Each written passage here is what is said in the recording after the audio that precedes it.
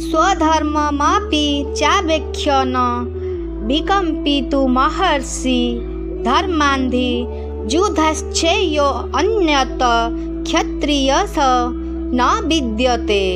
निजर क्षात्र धर्म को देखि मध्य तुमे विकम्पित अर्थात कर्तव्य कर्मर विचलित होगा उचित नुहे। कारण धर्ममय युद्धरु बळी क्षत्रिय पई अन्य कोनोसी कल्याणकारक कर्म नहीं।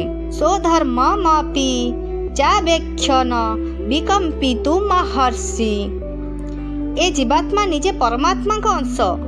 ए जेतेबेले शरीर सहित तादात्म्य करिनिए सेतेबेले स्व को अर्थात निज को जहा किछि बा जेउ श्रेणीर मानिनिए ताहार कर्तव्य को स्वधर्म कुहा जाए।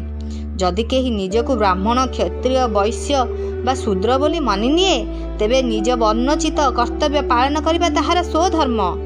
जे निज को शिक्षक बा सेवक मने करे शिक्षक बा सेवकर कर्तव्य पालन करिबा पई तार स्वधर्म।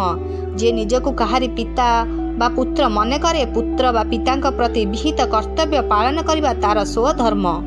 क्षत्रियंक कर्तव्य कर्म को एठारे धर्म कुहा जाइछि।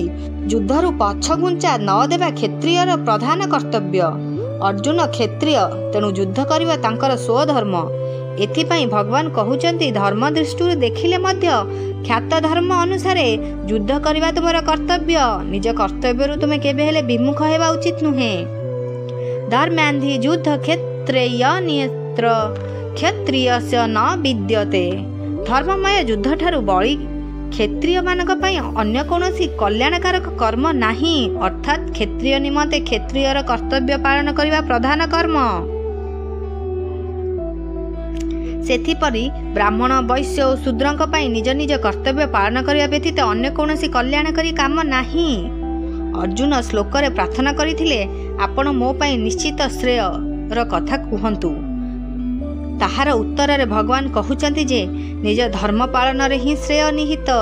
कौनसी दृष्टि स्वधर्म त्याग कल्याणकारक नुहे। तेणु तुमे निजर युद्ध रूपक स्वधर्म विमुख हेबा उचित नुहे।